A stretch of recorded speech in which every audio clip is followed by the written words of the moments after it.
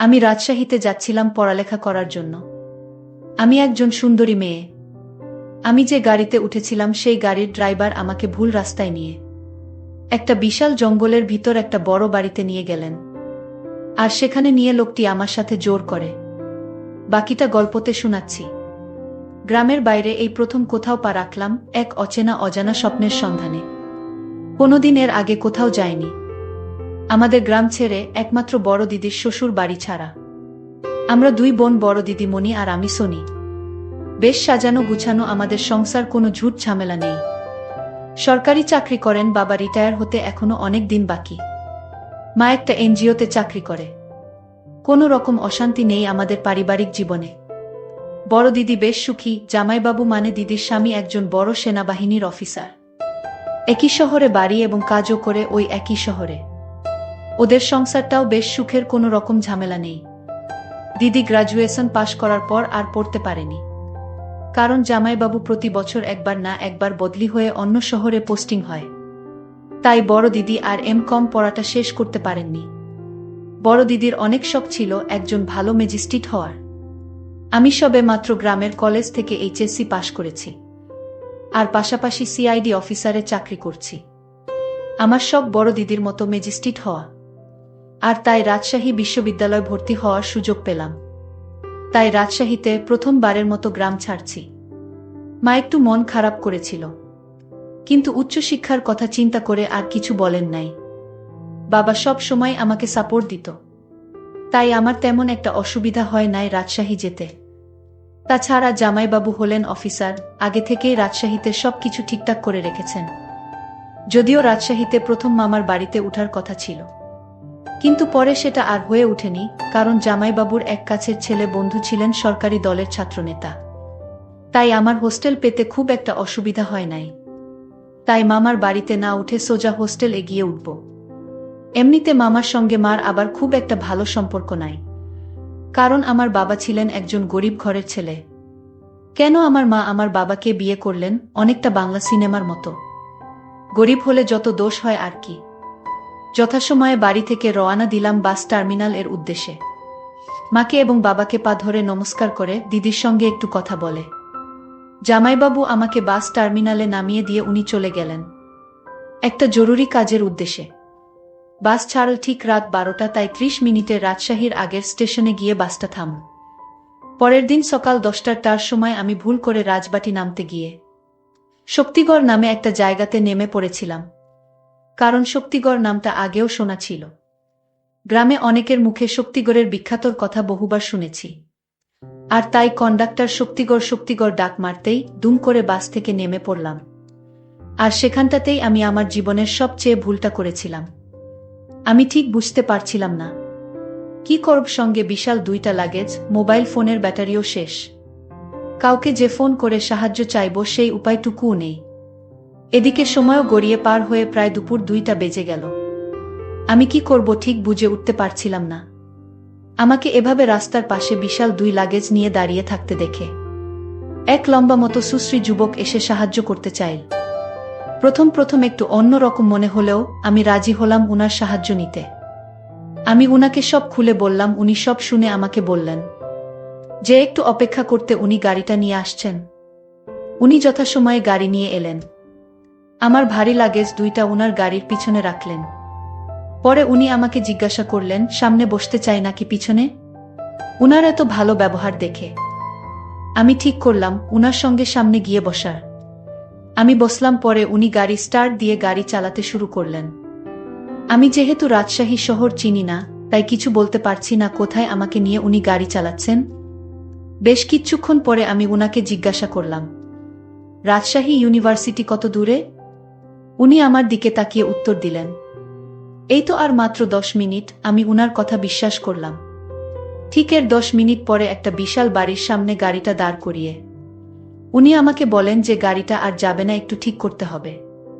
আমি যেন গাড়ি থেকে নেমে ওই বাড়ির ভিতর গিয়ে বসি। ঠিক কি করব বুঝতে পারছিলাম না। তখন আমার বেশ খারাপ লাগছিল। কেন এই ভুলটা করতে গেলাম একটা অচেনা পুরুষ মানুষের সঙ্গে। সে যাই হোক, আমি গাড়ি থেকে নেমে সোজা উনার সঙ্গে আমি উনার বাড়িতে গেলাম। উনি 10 মিনিট পরে এসে আমাকে জিজ্ঞাসা করলেন আমি কিছু খাব কি না? আমি উনাকে বিনীতভাবে উত্তর দিলাম না, কারণ আমি একটু একটু ভয় পেতে শুরু করেছিলাম। উনি তখন দরজাটা বন্ধ করে দিলেন আর আমার দিকে আস্তে আস্তে এগিয়ে আসলেন। আমি কোনো রকম উনাকে জিজ্ঞাসা করলাম, আমি ওনাকে জিজ্ঞেস করলাম, আপনি দরজা বন্ধ করলেন কেন? উনি কোনো রকম অভিনয় না করে সোজা আমাকে বলেন, আমার তোমার সাথে অনেক কথা আছে, অনেক প্রয়োজন আছে। আমি আপনাকে চিনি না, জানি না। আপনি আমার সাথে কি কথা বলবেন? আর আপনি আমাকে এখানে কেন নিয়ে আসলেন? উনি বললেন, একটু পর বুঝতে পারবে আমি তোমাকে কেন এখানে নিয়ে আসলাম। আমি কোনো কুল কিনারা না দেখে ভয়ের অভিনয় করে কাঁদতে শুরু করে দিলাম। তখন উনি আমার কাছে এসে বলেন যে ভয় পাবার কিছু নাই। আমি এমন কিছু করব না যাতে তোমার ভয় হয়। আর আজ যদি তুমি আমার কথা না রাখো, তাহলে তুমি এখান থেকে যেতে পারবে না। আমি তার মুখে এই কথা শুনে আশ্চর্য হলাম, আর আমি কান্নার অভিনয় শুরু করে দিলাম। আমাকে তিনি বললেন, এই তুমি এভাবে কান্না করছো কেন? আমার একটা ছোট্ট কথা রাখো। আমি সকালে তোমাকে রাজশাহীতে পেছে দিব। আর যদি তুমি আমার কথা না রাখো তাহলে তোমার অনেক বিপদ হবে। আমি বললাম, আপনার কি কথা? উনি বললেন, তোমার বিয়ে হয়েছে। আমি বললাম, না। আমার বিয়ে কথা আপনি জিজ্ঞেস করলেন কেন? উনি বললেন, তোমার যদি বিয়ে হতো তাহলে তোমার স্বামীর সাথে কি করতে? আমি তার কথা শুনে বললাম, কি আর করতাম? আপনিই বলুন। বোকা মেয়ে, বিয়ের পর স্বামীর সকল কথা রাখতে হয়। লোকটার কথা শুনে আমার মনে হচ্ছিল তার গালে দুইটা জোরে থাপ্পড় মেরে দেই, কিন্তু আমি তো এখন অসহায়। আমার পাশে কেউ নাই। আমি যদি এখন ওনার সাথে খারাপ ব্যবহার করি তাহলে ওনার ঠিক উদ্দেশ্যটা আমি বুঝতে পারবো না। উনি আমাকে জিজ্ঞেস করলেন, কি ভাবছো? আমার কথা কি তোমার কানে যায় না? আমি বললাম, আমি খুব অসুস্থ, সারাদিন গাড়ি করে আসলাম। এখন আমার শরীর অনেক ক্লান্ত। ঠিক আছে, আপনার কথা আমি বুঝতে পারছি, আমি রাখবো আপনার কথা, কিন্তু আজ নয়। আজ আমি অনেক ক্লান্ত। লোকটি বলল, তাহলে কাল কিন্তু তুমি যেতে পারবেন না। কাল তোমার এখানেই থাকতে হবে। আর তারপর দিন আমি আপনাকে রাজশাহীতে পৌঁছে দিব। আমি তাকে মিথ্যা সান্ত্বনা দিয়ে বললাম, ঠিক আছে, আমি কাল আপনার কথা রাখব। আমার মনে মনে প্ল্যান তৈরি হলো, কাল যে করে হোক এখান থেকে পালাতে হবে। আল্লাহ আল্লাহ করে আজ রাতটা শেষ হোক। উনি তখন আমাকে কিছু খাবার এনে দিলেন। আমি বললাম, আমি খাবো না। উনি বললেন, আপনার শরীর অনেক ক্লান্ত, কিছু না খেয়ে ঘুমালে শরীর আরো দুর্বল হয়ে পড়বে। আমারও পেটে অনেক ক্ষুধা লেগেছিল, আর তাই রুটির সাথে তরকারি দিয়ে খেয়ে নিলাম। উনি পাশের রুমে গিয়ে শুয়ে পড়লেন আর আমাকে বললেন, আপনার কোনো কিছুর প্রয়োজন হলে আমায় ডাক দিবেন। আমি মাথা নেড়ে সম্মতি দিলাম। তারপর সকাল হলো। আমি ভাবতে থাকলাম কি করে এখান থেকে পালানো যায়। আমি কিভাবে ধোকা দিয়ে পালানো যায় সেই চিন্তায় মগ্ন। সকালে লোকটি আমার রুমে এসে বলল, এই মেয়ে, দৌড় ফ্রেশ হয়ে খেয়ে নাও।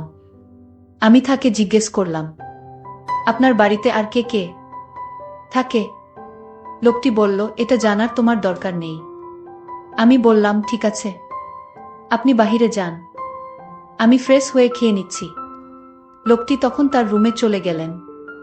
চলে যেতেই আমি ফ্রেশ হয়ে নিজের লাগেজগুলোর ভিতরে কিছু টাকা ছিল, টাকাগুলো নিয়ে নিলাম। তারপর আমি ধীরে ধীরে ঘর থেকে বাহির হলাম। আস্তে আস্তে হাঁটা শুরু করলাম। তারপর আমি দৌড় দিলাম। আমি ভয়ে ভয়ে এখান থেকে পালানোর চেষ্টা করলাম। আমি কিছুক্ষণ যাওয়ার পর আমি কোনো রাস্তা খুঁজে পাচ্ছি না। আমি সামনে গিয়ে দেখলাম বিশাল বড় একটা গেট, আর সেই গেট বাহির থেকে তালা লাগানো। আমি এখন কি করব? আমি এখানে কিভাবে এলাম? আমি তো গাড়ি দিয়ে ভিতরে আসছিলাম, এখন তো বাহির হতে পারছি না। লোকটি আমাকে ঘরে না পেয়ে আমাকে খুঁজতে শুরু করলো। লোকটি জানে আমি কোন দিকে আসছি, আর তাই তো উনি আমাকে সহজে খুঁজে বের করে ফেললেন। আর আমায় বললেন, আপনার সাহস তো কম না, আপনি পালিয়ে যেতে চাইছেন। যান, কিভাবে পালিয়ে যাবেন? এখন পর্যন্ত আমার বাংলোতে 25 জন মেয়ে আটক, তারা যেতে পারেনি। আর আপনি চলে যাবেন? যান। যারা আটক আছে তারা 2 বছর যাবত এখান থেকে পালাবার চেষ্টা করলেন, কিন্তু পালাতে পারেনি। আর তুমি কি না এখান থেকে চলে যেতে চাইছো? আমি লোকটির কথা শুনে তার পায়ে ধরে বললাম, আপনি আমার বড় ভাইয়ের মতো, আপনি আমাকে এখান থেকে যেতে দিন। লোকটি তখন হাসি দিয়ে বলল, আমি তো আপনাকে ছেড়ে দেওয়ার জন্য এখানে আনিনি। আপনি যতই চেষ্টা করেন এই বাংলো থেকে পালাতে পারবেন না। আমি আপনাকে খুব সুন্দর করে বুঝিয়ে বলেছিলাম আপনি আমার কথা রাখলে আপনাকে এখান থেকে যেতে দিবা, কিন্তু আপনি তা না করে পালানোর চেষ্টা করছেন। এখন তো আর যেতে পারবেন না, ওই মেয়েদের সঙ্গে তোমার থাকতে হবে। আমাকে তখন বলল, চলুন আমার সাথে, নইলে আমার আসল চেহারা সম্পর্কে আপনার ধারণা নেই। তাই আপনাকে ভালো করে বলছি, আপনি আমার সাথে চলুন। আমি কোনো উপায় না পেয়ে আমি তার সাথে গেলাম। তখন তিনি আমায় একটা রুমে নিয়ে গেলেন। আমি রুমের ভিতরের দৃশ্যটা দেখেই আমার দম বন্ধ হয়ে আসছিল, কারণ ওইখানে আরো 25টা মেয়েকে দেখতে পেলাম। আমি তাকে জিজ্ঞেস করলাম, এখানে এত মেয়ে কেন? উনি বললেন, ওনারা এখানে চাকরি করেন। আমি বললাম, এখানে আবার কিসের চাকরি? আপনি সত্যি করে বলেন, ওদেরকে কেন আপনি আটকিয়ে রাখছেন, এখান থেকে যেতে দিচ্ছেন না? লোকটি তখন আমাকে ভয় দেখিয়ে বলল, একদম চুপ, সেই জবাব কি তোকে দিতে হবে? তুই নিজের চিন্তা কর, আজ তোর কি হবে সেটা নিয়ে ভাব। আজ তুই বুঝতে পারবি ওনারা এখানে কেন থাকেন। মেয়েগুলো আমাকে দেখে কান্না করতে শুরু করলো। মেয়েগুলো আমার দিকে তাকিয়ে বলল, আজ আমাদের যে অবস্থা দেখছো, তোমারও ঠিক এমন অবস্থা হবে। আমি মেয়েদেরকে জিজ্ঞেস করলাম, তোমাদের সাথে কি হয়েছিল?